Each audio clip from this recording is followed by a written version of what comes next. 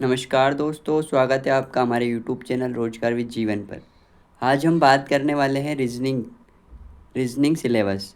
Reasoning syllabus के बारे में बात करेंगे। 2025 में जो अभी नया अपडेटेड सिलेबस है उसके बारे में हम बात करेंगे। एसएससी, रेलवे, बैंक और यूपीएससी आदि में ये सिलेबस पूछा जाता है और इसी प्रकार से हम आगे भी क्वेश्चन देखेंगे। तो आप सभी से निवेदन है कि आप लास्ट तक बने रहिएगा। लास्ट तक मैं आपको पूरा सिलेबस बता कर जाऊँगा। और आप हमारे चैनल पर नए हो तो हमारे चैनल को सब्सक्राइब कर लीजिए, बेल आइकन दबा दीजिए और जुड़ जाइए हमारे यूट्यूब चैनल से, ताकि आपको पूरा वीडियो पता मिलता रहे। तो चलिए शुरुआत करते हैं। ये रहा आपका सिलेबस। सिलेबस में हम बात करेंगे सबसे पहले reasoning syllabus, verbal reasoning.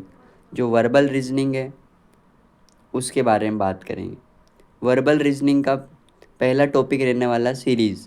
Series में दो टॉपिक होते हैं, नंबर सीरीज़ और अल्फ़ाबेट सीरीज़। तो इसकी भी बात हम पूरे रीजनिंग में हम करने वाले हैं। उसके बाद आता है हमारा कोडिंग डिकोडिंग। कोडिंग डिकोडिंग को आपको पता ही है, कोड बनाया जाएगा, उसके आधार पर क्वेश्चन पूछे जाएंगे। तीसरा है हमारा blood relation. Blood blood relation मतलब रक्त संबंध। रक्त संबंध से भी क्वेश्चन बहुत ज़्यादा बनते हैं।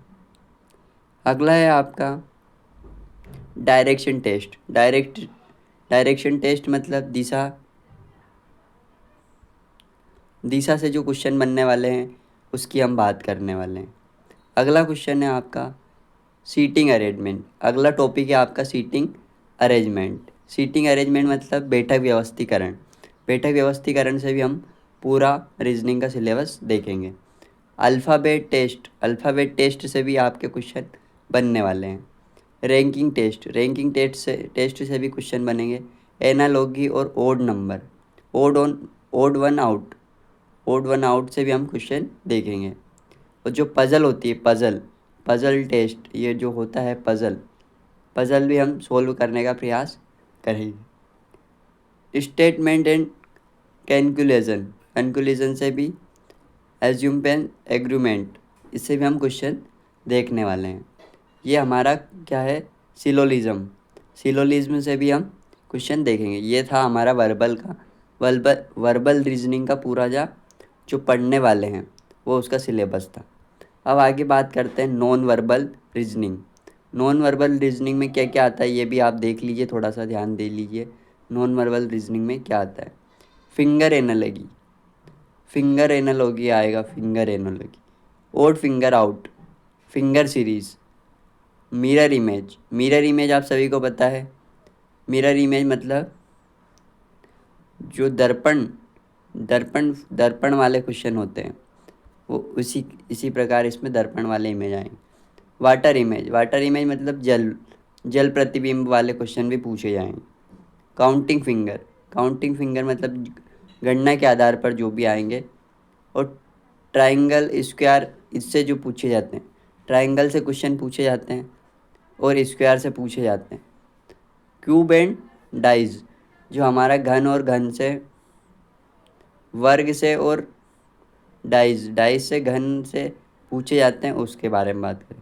पेपर फोल्डिंग एंड कटिंग, जो पेपर होता है हमारा, पेपर फोल्डिंग और कटिंग से होता है, जो कट करके पेपर बनाया जाता है क्वेश्चन, उससे बात करेंगे। कॉम्प्लेक्शन फॉर फिंगर, कम मतलब जो फिंगर की कॉम्प्लेक्शन में वो पूछे जाते हैं क्वेश्चन, वो भी आपको बात करेंगे।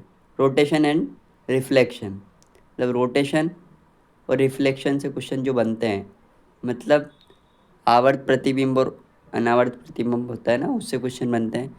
तो ये पूरा आपका नॉन वर्बल रीजनिंग का कुछ जो सिलेबस था वो मैंने आपके सामने शो कर दिया है।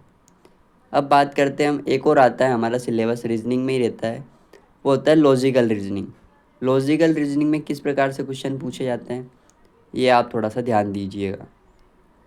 Statement and conclusions, logical sequence, coding decoding, blood relation, analogy, decision making से क्वेश्चन पूछे, एनालॉगीज और प्रॉब्लम्स ऑफ एज, उम्र से जो रिलेटेड होते हैं, उम्र से रिलेटेड जो प्रॉब्लम आती है क्वेश्चनों में, उस प्रकार से हम बात करेंगे। तो ये आपका पूरा रीजनिंग का सिलेबस था।